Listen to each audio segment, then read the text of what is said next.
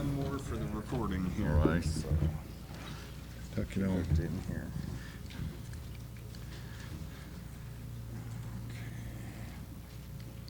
Just plug me in anywhere.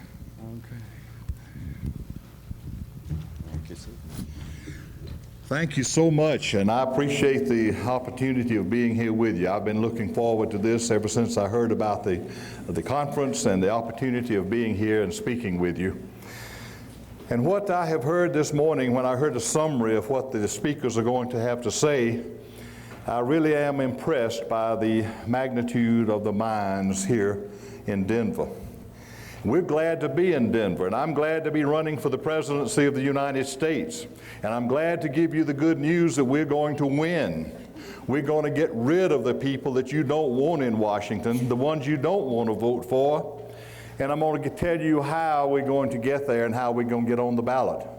So I bring you greetings, and I'm going to tell you that we're going to restore the Constitution of the United States of America and the Bill of Rights, and we'll become again. They probably can hear me without a mic.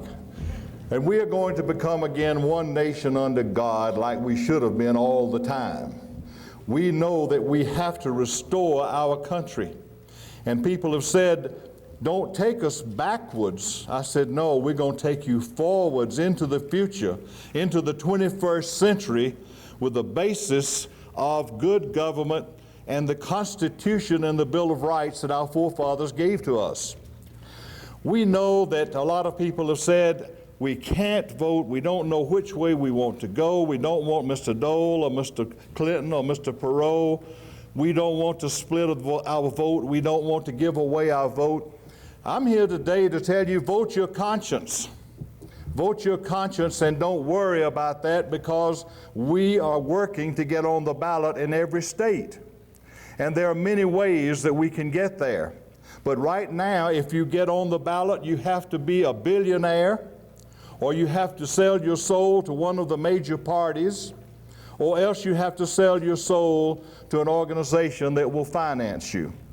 I will do neither. I will not compromise integrity or honor or truth. So I have appealed to the grassroots people of this great country, and they have responded. And I welcome here all of the people that I have met before in Kansas and in Denver. I've been here several times. And I appreciate the opportunity that you have afforded us today. And Mr. Stoney, I thank so much. I thank you for letting us be here. How are we going to take our country back? First of all, we must get on the ballot, mustn't we? So we're going to go to the Taxpayers Convention tomorrow in California. And we found out last night that we thought that Mr. Buchanan would stay in the Republican Party, and we were assured that's where he's going to stay.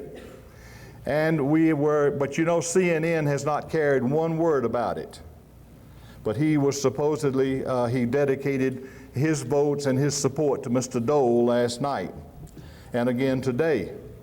So we're asking you to look very carefully. We know that the Reform Party is the extension of United We Stand America, and I'm a member of United We Stand America.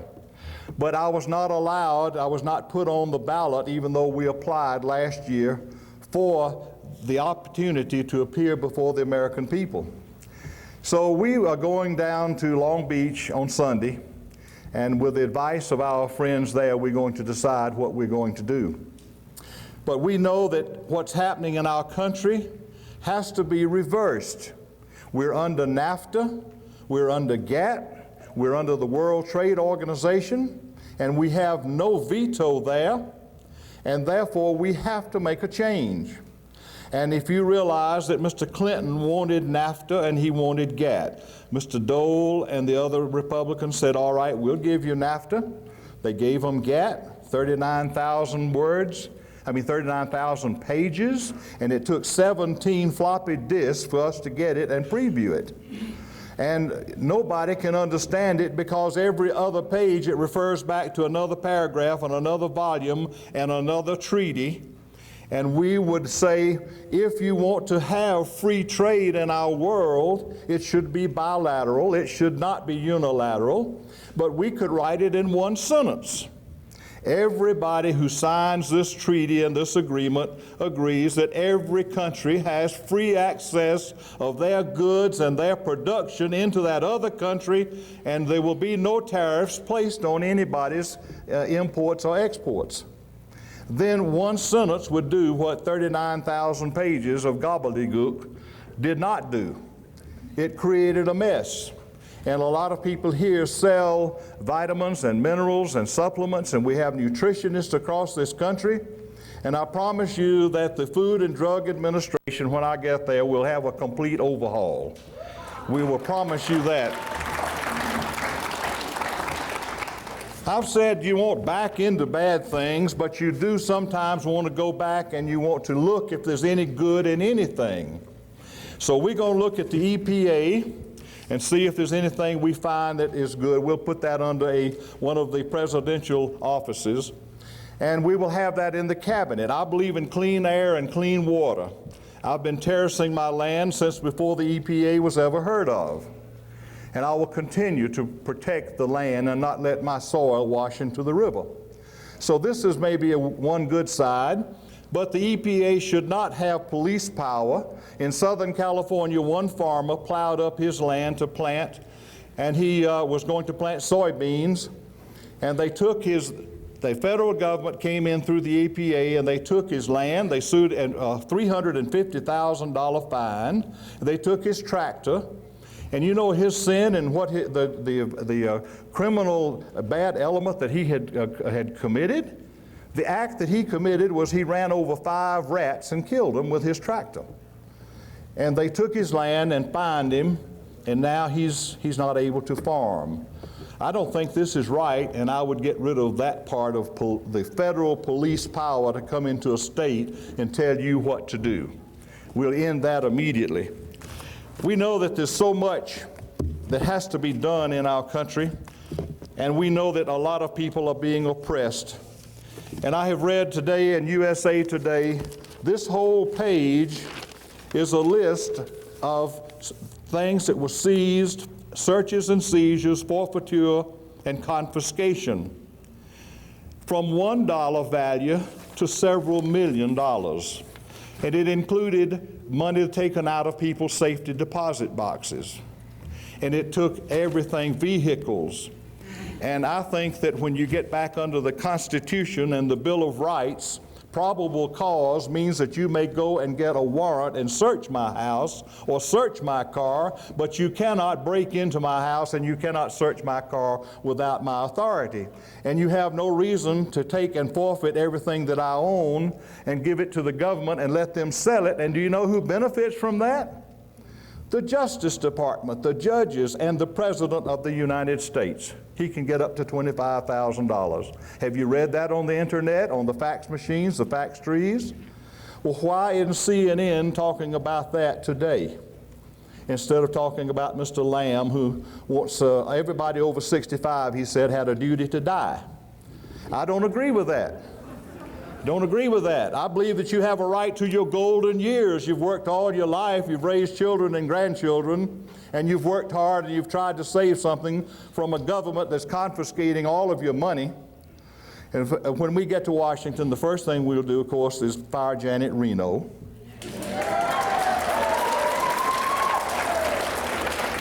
The second thing is to declare that we're no longer in a state of emergency or a state of war. The third thing is that we will say there'll be one more executive order, and that executive order repeals all former executive orders. And the last clause of it will say there will be no more executive orders. That has to be done. And that has been done by the great state of Colorado and the great state of Texas. You have petitioned Congress and your senators and your representatives to pass such legislation. And we would do that for you. And I could do it unilaterally. I don't need the Congress to do it. I can just say under the laws and the Trading with the Enemy Act, the Agricultural Adjustment Act, the Banking Act of 1933, that we hereby give back to Congress those rights that I don't covet for an executive dictatorship. We will turn it back over to our Congress where it belongs. Then we will get rid of the next thing that's the most oppressive things that's hurting the American people. First of all is the debt. The debt of our nation is killing us. We will go back to a monetary system that is based not on debt, but based on the value of what we have in our country and our assets and our people. And we will no longer borrow money into circulation. We will get rid of the Federal Reserve System. This we will buy back. A lot of people have written to me all over the country, says, oh no, this thing is wrong from the beginning. You don't need to buy it back.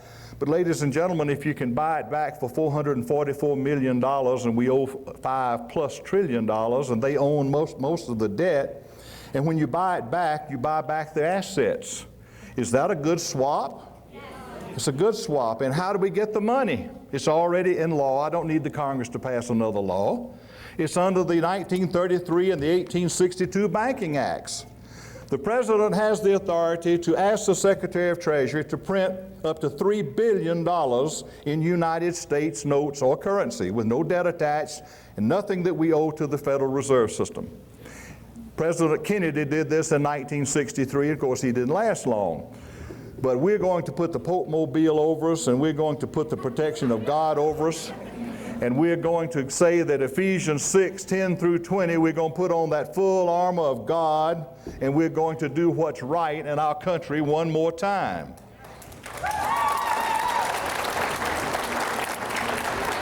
But when you get rid of the Federal Reserve, you buy back the assets, then you don't owe any debt, do you? So if you don't owe, right now we're paying $400 billion a year in income taxes and $800 billion a year in accounting and bookkeeping and reporting to the IRS. So we don't need this anymore, so I would get rid of the income tax, and then if you don't have the income tax, you don't need the IRS, and I wouldn't put them in the budget. I'd kick them out of Washington, D.C. Now, how are we going to get on the ballot to do all these good things? Well, if you have your Constitution with you, how many of you have your Constitution with you? All right. We do too, and it's also the jury system, which is the fourth branch of government. And we realize that, but the Constitution under Article 2, Section 1, Paragraph 5 gives 3 requirements for the presidency. And only those 3, and the Constitution zealously guards those 3 requirements. And they are that I be native born, which I was, and I'm 35 years of age or a little older, and I have lived in this country 14 years. All of my life I've lived in the great United States of America, either in Georgia or Florida. And my official residence is in Florida right now, in Panama City. I have a ranch, and our national office for the campaign is in Forsyth, Georgia, the town with a heart, a little town in the middle of the state. And we come from small town, grassroots America.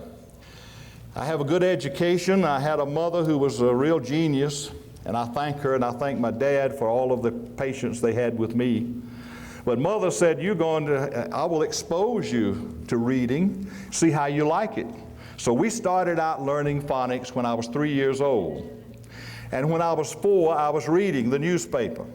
When I was 5, I was figuring Joe DiMaggio's batting average. He was my favorite. And when he was a Yankee, I was a little boy. And I could figure those batting averages. And then school was just an easy thing for me. And I've been blessed, and my children have been blessed, and my grandchildren have been blessed. I have a little granddaughter that graduated from high school this past year with a 105.9 average. She still wasn't valedictorian because she wanted to do other things like play softball. She wanted to be the editor of the annual. She wanted to be on the debating team. She wanted to be in the chorus. She wanted to play the piano for the chorus. I said, honey, these things are more important than 3 or 4 points and you being valedictorian. I said, you can do that when you get out of college. I had the same problem as a boy. I had to work real hard and help my daddy, but I enjoyed it. He was my best friend and my confidant. So was my mother. But I graduated from high school. I wasn't the valedictorian, but I went to the University of Georgia and had 6 jobs while I was going through school. And I graduated as valedictorian. And I was in a big class. And I was also Phi Beta Kappa and had the top honor graduate. But I also won the Rhodes Scholarship in '48, and I had sense enough to turn it down. I was respectfully said no. And the people said, "What are you going to do?" I said, "I'm going into business. I'm going to go to work." And that I did. So I found out that education was just a foundation to teach you how to learn. And that's what I've been doing the rest of these years. And my wife and I have run businesses in Florida. She has done the bookkeeping and helped me. We had as many as 22 checkbooks to balance every Friday. If we did it, why can't the federal government do it? We will do that for you when we go to Washington. We'll balance that checkbook every Friday. And we will not need $1 trillion, $300 or $400 billion a year. We'll get by on the real constitutional income that we have right now. $900 billion a year we're taking in on impost, excise, duties, and tariffs. I want to do away with income taxes completely because we won't need them. And we know how to do that. We know how to get rid of the Federal Reserve and take it back.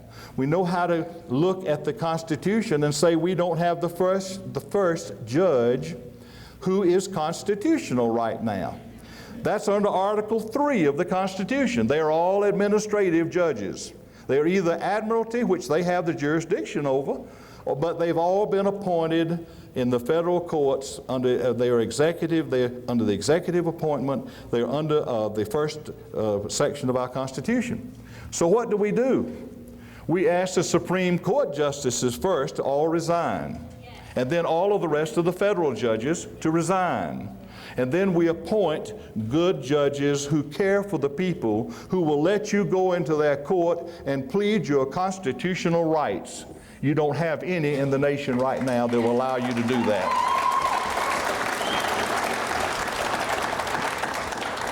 Now, how do we get on the ballot?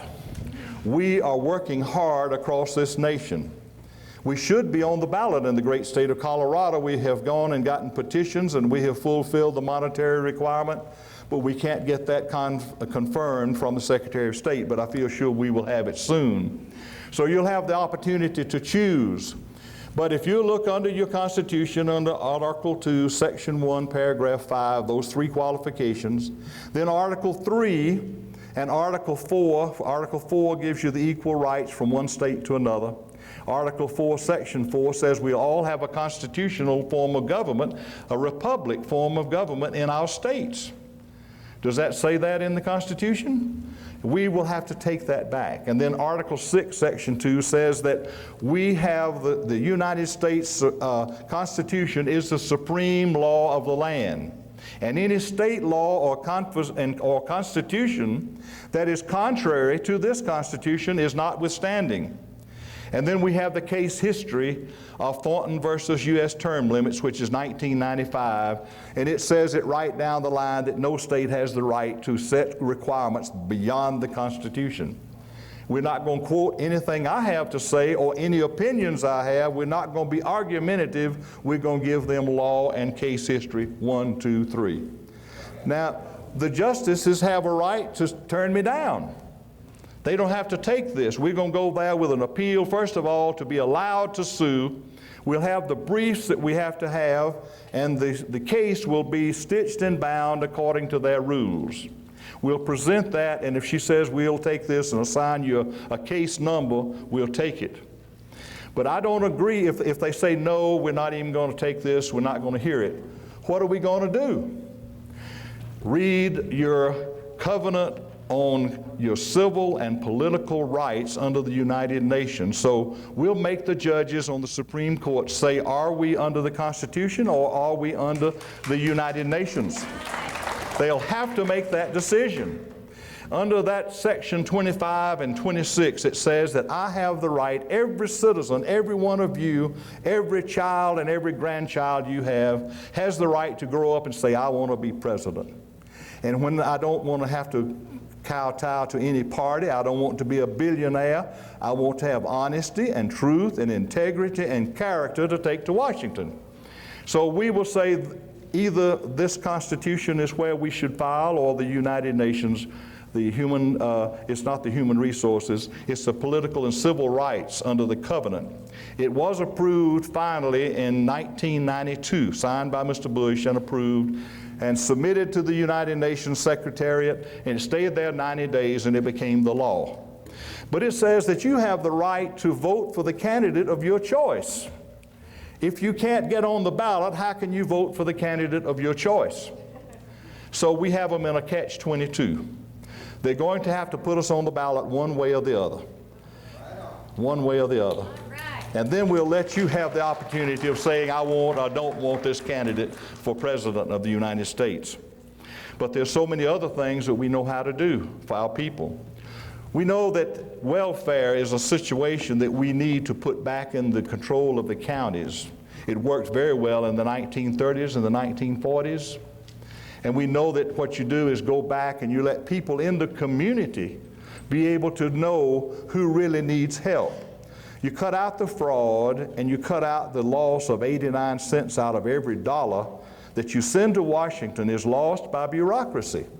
11 cents comes back to the state of Colorado for every dollar you send to Washington. This is not my figure, this is a General Accounting Office figure.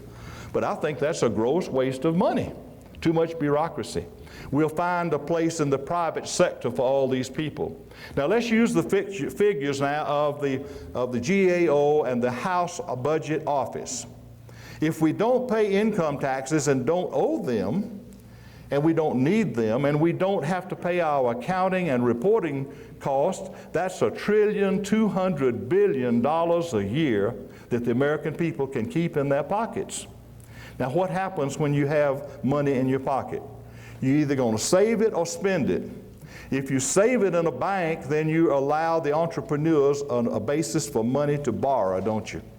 If you spend it, it rotates 10 times, and then we will create $12 trillion worth of gross national product in 1 year. In 15 months, we will triple the gross national product, which is now $7 trillion. And in 15 months, it'll be $21 trillion in the United States of America.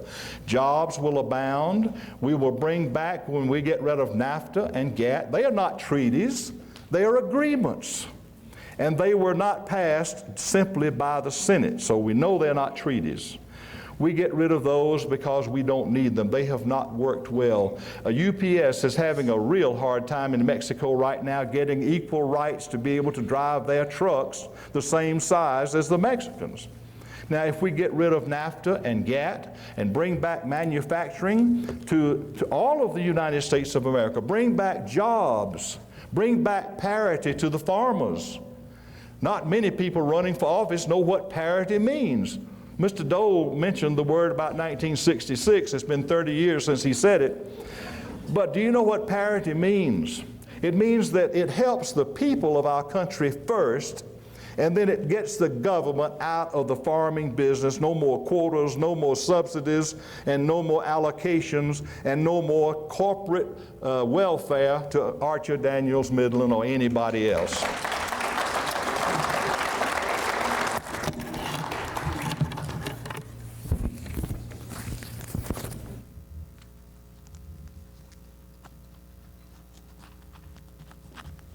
That clip didn't work too well. But we want you to know that we know how to do these things, and that's why you haven't seen us anywhere. But I've been on C-SPAN, I've been on CNN, I've been on Reuters, I've been on CBS, and you will see us again at the Taxpayers Party in San Diego next week, because I will be nominated, and I have support in most every state. And the Taxpayers Party is like my platform. If you have copies of that before you there, it just says, take our country back, give it to our children and our grandchildren, and this is what we would seek to do. But we will be working. I may have to fly from San Diego to Washington next week on Monday to file this lawsuit. We will have CNN, C-SPAN, and Reuters and CBS invited to the steps of the Supreme Court. There has never been a case filed like the one we're filing under either the Constitution or the United Nations. And they may say we're not going to hear either one of these. But if they say that, we will have so much publicity that I don't believe they can stand it. They are going to have to decide whether we are under the United States and the Constitution or under the United Nations. But how do we keep from being whipped by electronic voting machines? File another lawsuit. File it against the United States of America and all the little United States of America, and against the secretaries of state of every state, and the Attorney General of the United States, and you say, we demand that we return to paper ballots and we count them all in the precinct where they are voted. You do not have a good count on your vote right now. It goes through a voting machine that's owned by ABC. Michael Eisner, the Disney people, own ABC. And when you get through voting, they just pipe this up by the computer, just about like this story that I see here. It's piped into there, and at 7:01, ABC is happy to announce who the winners are. Now, how are you going to count the votes that fast? You can't sample them. You can't have counted the absentee ballots. This is not right. It's fraud. It's voter fraud, and they're stealing from you.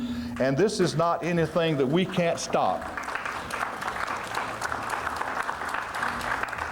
But we will ask for a hearing in emergency session by the Supreme Court, and we will sue the same way we're going up there next week. Now, they may throw us back out again, but we'll go back again. Some fellow described me down in Florida the other day that I was the pit bull, junkyard dog, alligator. And that if you got a hold of something, if an alligator couldn't eat it, you knew it wasn't worth eating. And we are going to go after all of the voting processes and the things that have been happening to you. Do you feel like you have been really represented in Washington lately? Do you feel like they really care about you in Washington? Do you feel like they're trying to tax you to death? I have the quotations from our present president on tax relief. He said, well, I wouldn't ask for the middle class to help support any of these increases. I would never do that. 2 months later, he says, State of the Union message, I want to tell y'all, we're going to go back to the middle class, and I'm asking them to sacrifice tonight.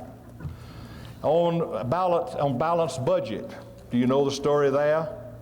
First of all, he says, well, I will balance the budget in 7 years. 2 months later, he said in New Hampshire, well, we can balance it in 9 years. The same day, he said, well, we can balance it in 10 years.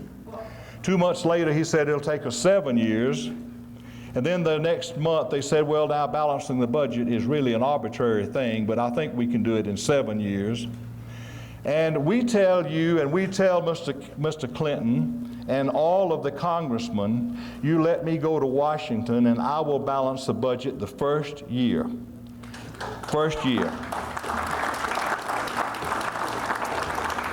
This is not pie in the sky. This is reality. If we find jobs, and if our public and our private sector can combine, we have a lot of good people working for the federal government. I'm not going to go up there and try to hurt them in any way. We will have so many jobs created by the private sector. In the 80s, we cut taxes by about 18 to 20%. We created 20 million jobs in 4 years. 20 million jobs. If we cut income taxes 100%, it should be 5 times 20, shouldn't it? That should be 100 million jobs. But if it's all for 20 or 30 million jobs, we'll still have more jobs than we have in our country today. So we would promise to you not to hurt the economy, not to cause any confusion or chaos, but to go to Washington with good common horse sense. The problem they have told me the other day in Orlando, Florida, was the difficulty we had with having horse sense in Washington today was we had the wrong end of the horse there. And I thought that this may have hidden meaning. But if you would help us in Colorado, if you would help us with all of your friends, if you would help us, we will help you back. We know that the Social Security program needs to be supported. I don't believe in social government. I don't believe in socialism. But we have a contract with everybody in this room, don't we? Aren't you all paying Social Security, or haven't you paid it in the past? Well, I know a lot of people aren't, and we're out of that system, and I understand that, and I would make it optional. I think that it ought to be, but if the people are on Social Security and we have a contract with them, well, I would put an IRA behind everybody's account. I would make sure that their account was protected as long as it was optional. And then after they died, they would retire, of course, first and be able to draw their Social Security. We'd make it a felony to touch that Social Security fund by any congressman or the president. They couldn't touch it. And we would restore all of the IOUs in the Social Security program now. But if you put an IRA behind everybody's account, if they retire, then they retire under their contract. And then when they die, they get the residual. If you went out and put a savings account in the bank and they said, I'm going to save this money for you, but you don't have any control over it and you can't write a check on it, when you die it goes to the Federal Reserve, you wouldn't do that, would you? That's what Congress did to us when they passed the Social Security law. But I know that you realize the problems in our country, and I have talked with enough of you to know that we are going to get these agencies out of your way. We're going to let you proceed forward in business. We're going to help the people in the nutrition business, and the people who have at this convention, you have ideas and you have feelings and you have readings upon things that everybody, all the people don't have those. You understand that, and I understand that. But we will make it to where everybody has the freedom and the right to exercise and to do whatever they want to do, as long as they don't hurt somebody else and they don't pass a law that will give to the people the options. We would stand with the people and with the Constitution. I know that we have people here that have lots more to say to you, and I have someone turn in to me today and another intrusion into your privacy. But if you are in business, how many people here are enrolled and have to pay funds into the federal tax deposit? Anybody in here who's an employer who pays money in? Well, it says by January 97, we will have to be, if you're a certain size, you'll have to be depositing this money through the electronic funds transfer. You can't write a check anymore. They're going to put further restrictions on you.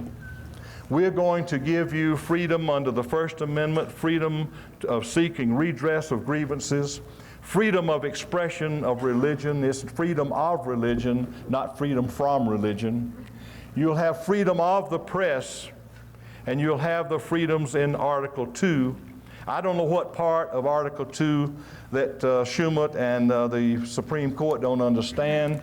I believe I understand where it says that the government, Congress, shall pass no law that will abridge the right of the people to keep and bear arms.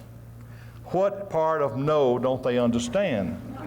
I have problems with that. I have real problems with the Fourth Amendment, with the people's right to come in and kick down your doors. I have problems with the SWAT teams and these other teams of police officials coming in, wearing masks, kicking down your doors. You don't know who they are, 3 o'clock in the morning.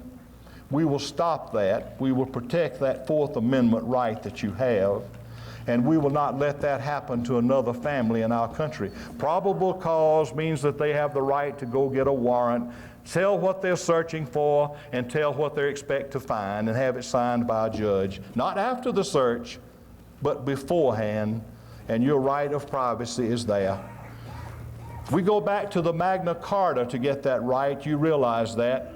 After the Magna Carta was written, one man wrote in English prose, he said, "My house is humble. It has holes in the walls. It has leaks in the roof. And wind and rain may enter my house, but King John cannot come in unless I invite him." And we're going to restore that to you to where the federal government or any government has no right to enter your home if you don't invite them. We think you deserve that. We know that the 9th and the 10th Amendments are particularly important to all of us. We believe in the sovereignty of the individual. The Declaration of Independence says this, that we know that we're endowed by our Creator with certain unalienable rights, not inalienable, unalienable. What does that mean? You go back to the Black Law Dictionary a long time ago, and unalienable means that you got your rights from God. Government didn't give them to you. Government can't place a lien on any rights you have. We would declare those rights for you out of the Declaration of Independence. And then if we know this is where we got our rights, if God gave us our rights, He gave us rules, didn't He? The 10 Commandments. We have rules and we have responsibilities. With every right, we have a responsibility. I think that our people are ready to take over their rights, follow rules, and take up the responsibilities that they know that they must shoulder. But for our children and grandchildren, we have to attack a lot of things that are wrong in our country. Our country is nothing wrong with our country. It's the politicians there's something wrong with. We have the best people in the world, and you may have traveled like we have across this great land, but we have seen people in every state. And when we meet with groups like this, they have a deep internal feeling, a real what they call the old gut feeling that we've got to take our country back. And they have a feeling of the rights of the people. And they have an understanding of the wrongs that are happening. They don't want the German Luftwaffe in New Mexico. They're opposed to having this given away. They are opposed to arming the Japanese destroyers again with the best missile systems that we have. It's so good that they were towing a target, and recently in the paper it was said, that we got an expression from the Japanese. They were sorry they shot down one of our planes, but their missile system sought out the heat from that plane. But ladies and gentlemen, we have to go forward, and we have to make plans. We have to live with the rest of the people in the world, don't we? But we would not want to do that under the United Nations. I would like to get us out of the United Nations and go back to national sovereignty and the feeling of the Olympics. Did you see that? Did you enjoy those 197 nations sending all of their best athletes to compete? And they competed, and the United States did very well, but I thought that the people of our country responded greatly. But I don't think that it's right for us to tell Michael New that you did wrong when you said, I swore pledge to defend the flag and the Constitution of the United States of America. He didn't say anything about the UN, did he? And we also believe that you have to go back to the option of homeschooling if the people want to homeschool. We were here last year at Denver. We were on the steps when the homeschooling people met there, and we expressed our feelings about this. But we also have to go back to teaching phonics and have the public school system available to those people. It doesn't need to be a babysitting service. We need to get rid of, now I have two smart daughters who are married to outstanding contractors, but they're working 18 hours a day to make a living. And my daughters are working to help make a living to pay the taxes on what their husbands make. And they're not able to make any gains. I have one daughter that's a pharmacist. She's having a hard time making a living. The answer to restoring family values in our nation is getting rid of the income tax. Let one parent be at home where you don't have the latchkey children. I'm trying to talk my wife into letting me be the one that stays home. I'd love it. But I think that they build family values by telling your children what your family values are. Not tell you what mine are, or what some teachers are, or what some outcome-based education tells you, or what some Goals 2000 teaches you. We would stop the Department of Education, because even Bill Bennett and Lamar Alexander have said this is the biggest mistake they ever made, to put that upon the American people. And we agree with them.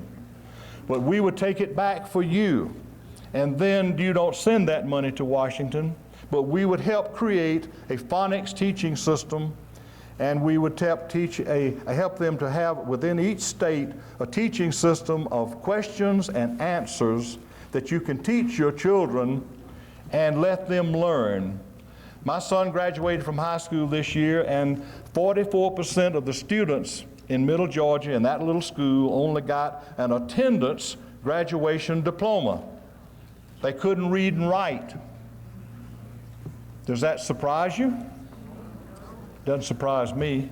It dismayed me. In the last 6 weeks, my son learned nothing. They played the whole 6 weeks.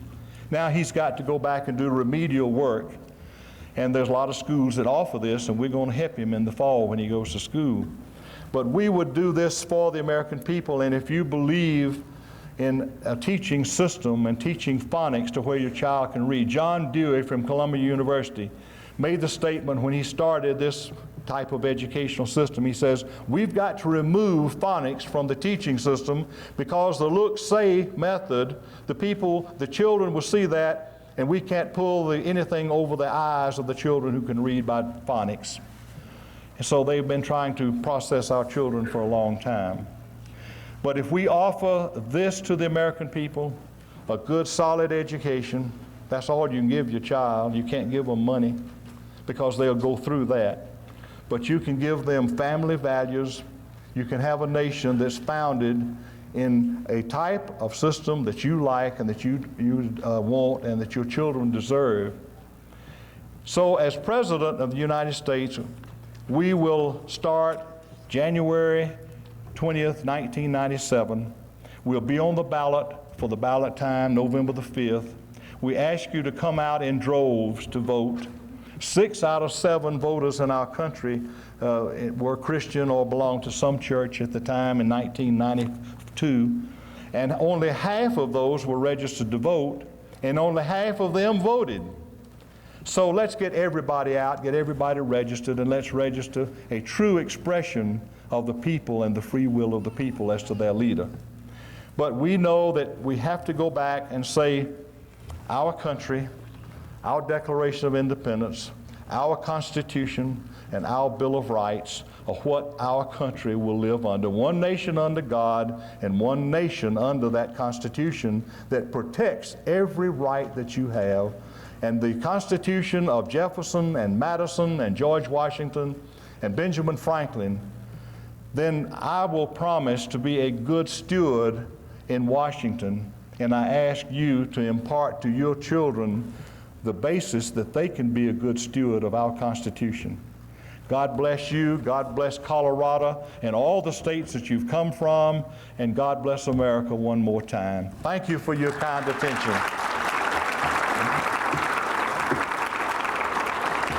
Thank you. Thank you. Thank you, ma'am. Thank you. Thank you so much. I guess it's gone dead. We really appreciate you, and we want you to know we have to go to California in the morning at 7 o'clock. Means we have to be at the airport at 6 o'clock. And so we will be here this afternoon. If you have any questions, if you have any now, Mr. Stoney, I know we have a minute or two, but I don't want to encroach upon your time. If you have a question, I'll be glad to try to answer any questions that you might have. If you have, whoops, what's the matter with this? We've got to get it on the microphone. All right. If this one is live, you can we pass out one to anybody who'd like a question. Mr. Collins, I'm William Barton. I run the North Tax Network. Wait a minute. Hey, Mr. Barden. What's the matter with this mic? Yep, light's on.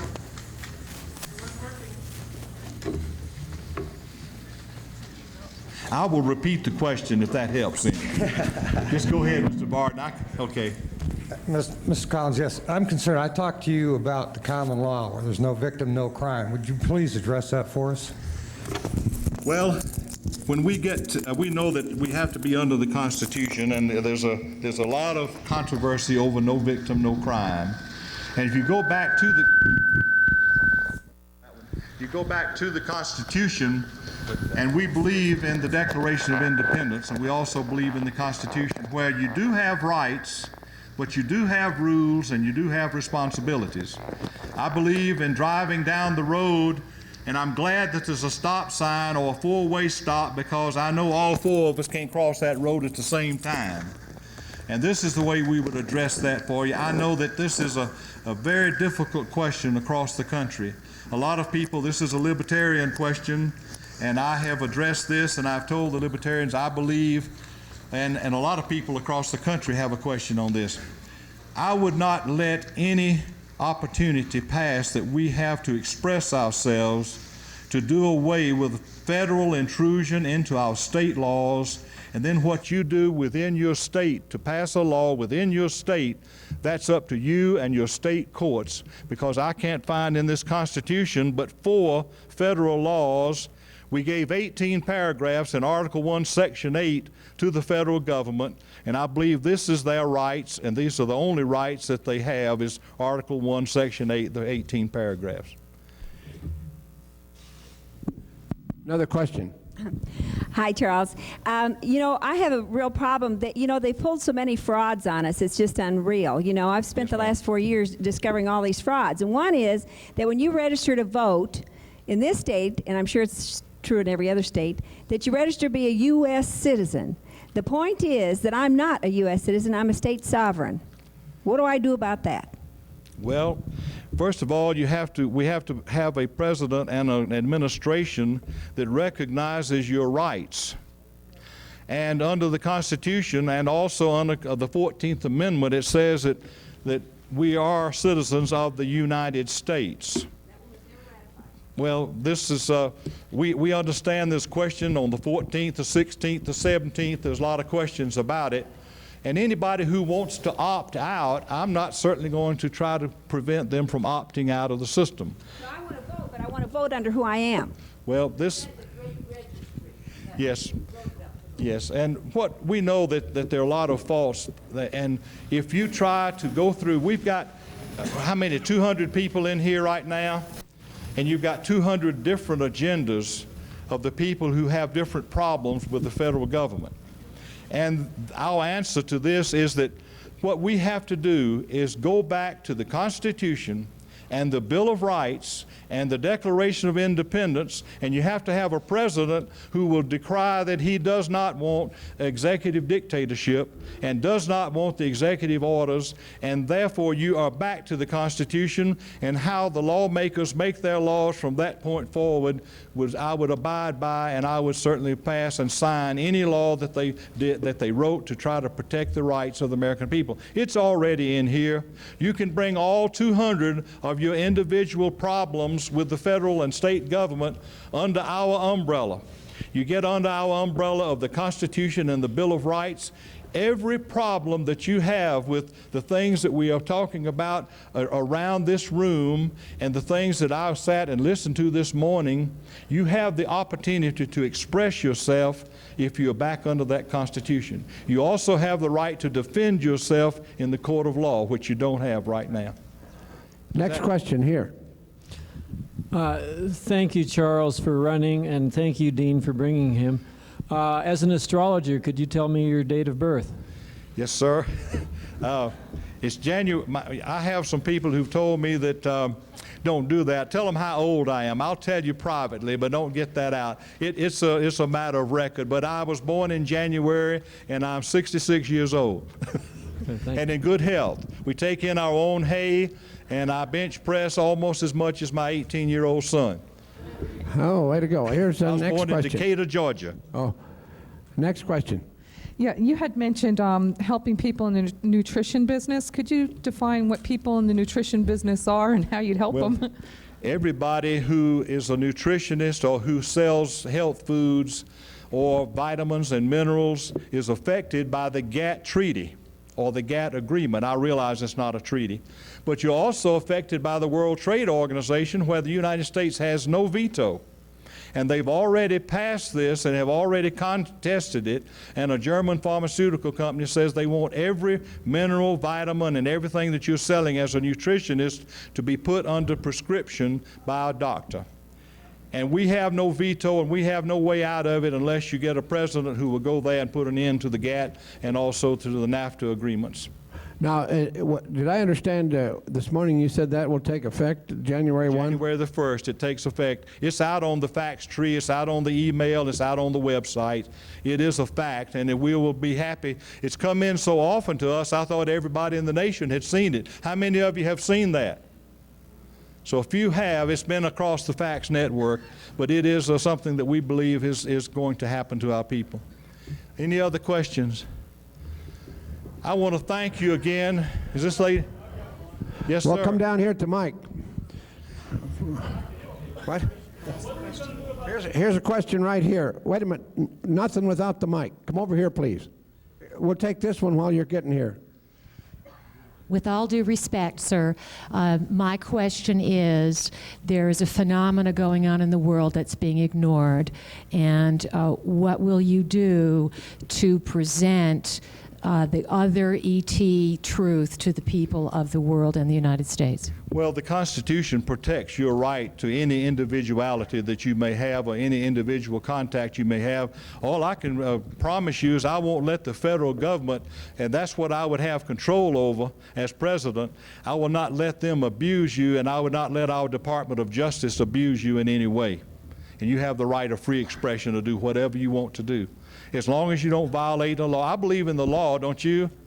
And I believe in passing laws that are sensible, but I don't believe in passing laws that are not sensible. And I would veto the nonsensible ones, and I would sign those that make good common sense, and if they're according to the Constitution. Okay, next question here. What are we gonna do about the 13 controlling families up on top of the chain? Oh boy. The 13 families that control everything, I want to return to you the right to make a living, to do what you want to do, and to be prosperous. And if we take away the right of the federal government to tax you to death, we take away the right of the federal government to make you spend $800 billion a year in tax preparation, and if we recognize that we're not going to bow under to the internationalists, the elitists, but you are the elite. You are the elite. I'm just a commoner because I come from the country. I have a good education, and I've worked hard, and I work hard, and all I know to tell you is I will deal with you truthfully. I'll never lie to you. I'm told I'm never smart enough to lie because I couldn't remember tomorrow what I said yesterday. So I will tell you the truth. You can bet on that every time. And the people in our country can prosper if we get out from under the heel of the internationalist. And I know it's dangerous. I know that Mr. Lincoln refused to pay 32 to 36% interest on the money that the Bank of England wanted to lend to him to conduct the war between the states and to run the government. And he was killed. And the assassin was tied back to the financiers. President Kennedy, and if you believe with Arlen Specter that there was one bullet bouncing around that convertible and killed him and hit him 3 or 4 times and then hit Governor Connolly. Now, I've got some waterfront property out here in Arizona I want to sell you on the Pacific Ocean. But we know that we're going to have to go back to honesty in government. We haven't had it so long. You haven't heard the truth in so long. And the real things that are happening have been turned under by the government. And I will deal with it honestly and truthfully. I can promise you that. Okay, next one. Yes, sir. What would you do about the controlled news media that we cannot get information through the natural news media? I understand exactly what you're talking about, the controlled news media, because I can go to a convention and I can be filmed all day long, and I can tell we're going back to the Constitution and the Bill of Rights, one nation under God, and one nation that's run honestly and decently, and everything I say hits the cutting room floor. So what we think needs to be done is within the White House to create an Office of Information. and invite the talk show hosts from radio and television and small-town newspapers and small-town monthlies, and then the newspapers and the large magazines come in and tell what's happening in Americana. And you can do it in the White House, and we're going to invite Derry Brownfield, we're going to invite Johnstown, Colorado, and all of the people there, and Norm Resnick, and we're going to invite Chuck Harder and Jerry Hughes, and the people in Delano, California. Everybody who tells the truth about what's happening locally is going to be invited to Washington to conduct that news program. Okay, next one. One more question about the Great Registry. When we had the Great Registry, we could vote. When that was taken away from us, then a lot was taken from us. Would you be able to restore that? Yes, sir. I think when you go back to the Constitution and you get rid of all the things that happened from March the 4th in 1933, and some of the things happened in 1862, but we would turn this around to the future, and we would go forward. But when we abolish, when I declare we're no longer in a state of emergency, we automatically revert to this, exactly. We revert to the registry, we revert to the Constitution and the Bill of Rights. There can be no more executive orders, and I will say we hereby refute and repeal all executive orders. Next one. Mr. Collins, are you familiar with the organization called Citizens Against Legal Loopholes? Their march on Washington? And where do you stand with that organization? Well, Charlena Alden and Terry Sanders I've been on across the country with them. I will be in Washington on Labor Day weekend, and we'll be speaking on the mall between the Capitol and Washington Monument. We hope to cover that up, and we invite all of you to come to Washington and tell the congressmen and the senators, this is what we want. We want to return to the people running this great nation. We will be there. Yes, sir. Do you have a plan for reducing our government from bringing drugs into our country? I'm sorry, I didn't hear the question, did I? The question is, do you have a plan to reduce our government's bringing drugs into our country? You bet. I thought your question was, how are we going to get rid of the drug problem? I was going to tell you, get the federal government and Bill Clinton and George Bush out of the drug business, and we won't have a drug problem.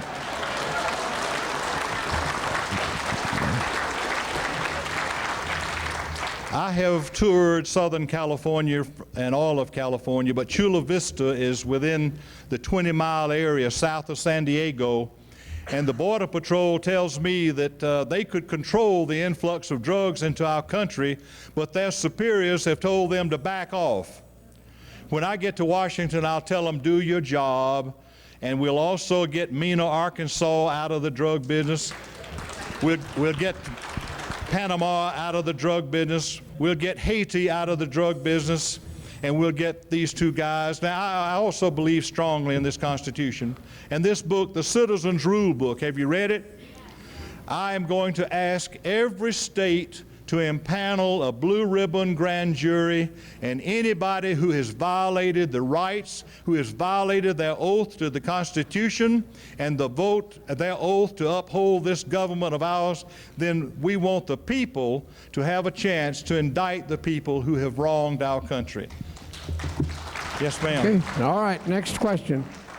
Would you please speak on what your intentions are for the Department of Defense and all their spending and their budgets that we don't know anything about? Yes, ma'am. They have brainwashed you from the beginning and said that we're spending a lot of money. Since Mr. Clinton has been there, we have reduced the number of commissioned vessels in the Navy from 700 to under 350. We've been cut in half. And we have been expending money, but the money that we're spending to take care of the defense of our nation, I would develop a real defense against missiles. But it doesn't take a lot of money. It just takes a lot of know-how, and we have the people in this country who have the know-how to develop a laser beam. It's already available, and it would knock down any ICBM that tried to cross our borders. But I would not, I know that the bidding, you have an idea that they're overspending, but what is freedom worth? To me, it's worth whatever it costs for us to produce honestly and to protect our nation and our children and our grandchildren's future. But I would develop a stronger defensive nation, not offensive, but we have cut ourselves back to where we are like a paper tiger. We have no defense in this country, and we have too many foreign troops in this country. And I have ridden out here in Kansas on the railroad, and I've talked to the engineers, and I know that we have foreign tanks and armored vehicles in our nation. I have been down in Camp Polk, Louisiana, and I've flown over Eglin Field. I know what's here. And I would return to the people the control of the United States of America, put America first. But we wouldn't cost you an arm and a leg, and we wouldn't have to raise any taxes, ma'am. Okay, next one. What would you do with Child Protection Services and the Mondale Child Welfare Act to stop the out-of-control system taking our kids from us? We have thousands of letters from people across the nation who have been plagued with this. And I know it's a real problem. In Florida, it's called HRS, and it's the fastest growing industry in the whole state. It's the fastest growing industry in the United States. And I think that for someone to, under the Constitution, if someone accuses you, you have a right to confront them and to find, and you should not ever be put in jail or have your children taken away and have them taken out of your control, because the family is the strongest unit that has built our nation. All right, thanks. Next one. Do you think the American people have a right to know about the hundreds of billions of dollars are spent on black budget intelligence operations by various, like the NSA, CIA, DIA, etc., that not even the Congress knows about? And we're talking about hundreds of billions of dollars, and what would you do about it? Well, the first thing we do in Washington on the 20th is going to be a busy day. But the CIA we would get rid of. We would not put them in the budget again. And the other expenditures of you're talking about this money, we would make them really budget the money, and we would get rid of the national debt immediately. It wouldn't take us but a month or 2 months to get rid of the national debt. And when you do that, we would also make them budget these items, and I would watch it very carefully. And I have a committee of Congressional Medal of Honor winners who have agreed to go to Washington as watchdogs. They are going to protect us from the fraud that we've had, the non-information and the misinformation that we've had, and we will try to get back to constitutional government for you immediately. Does that answer the question? We will cut out this spending of money wrong in our country. Mr. Stoney, I want to thank you, and I want to thank the fine people here. I want you to know that we are kindred spirits, and that I recognize the problems of our country. And what makes me dangerous to the elitist and to the internationalist is I know how to solve them. And I have a plan to solve them. And it's not the plans that you've heard from the other major candidates. It's a sensible plan that you have concocted and have called me from across the nation to tell me how we solve America's problems. I will go to the real wisdom of our nation, and that's the people. That's you. I wouldn't go to the Rhodes Scholars. I could have gone there as a Rhodes Scholar. I don't think that's where the wisdom in our country is. I think it's in grassroots America who gets his hands dirty and his fingers dirty and his fingernails dirty. And my wife and I take in from 30 to 40,000 bales of hay every summer ourselves. And when you're running the machine and she can throw the bales of hay over the top of the wagon, I don't argue with her much, but we know what work is. In the hotel business, if the maids didn't show up, my wife cleaned rooms. If the cooks didn't show up, she cooked. If the yard people didn't show up, she swept the yards and blew them clean, or she cut the grass. And Phyllis knows her. By George, she's straightened our country out. She told me, she says, I don't want to try to go to Washington and take 500 lawyers and we try to prepare a health care plan for the American people. I'm just going to make sure you take your vitamins and minerals on time. And I think that's the best answer to the problem of health care. We would solve health care for you. We think it needs to be done on an individual basis and on a state basis. And if I do away with your income taxes and your cost of preparing those taxes, can't you see that the states and you together, and we solve the three problems of cost containment, mobility of your policy, and of the fact of previous conditions where you've been hurt or sick. If we solve those three problems and then we have more insurance companies instead of less, we have an opportunity to get it for less money, don't we? Thank you so much for letting us come, and I appreciate you very much. Well, do you agree with what he had to say? Thank you very much, Charles. We certainly are honored to have you here. Okay, thank you, folks, for your participation. You can be back in 10 minutes now. You can take a break quickly, and then we'll get on with things. We're going to stay on schedule.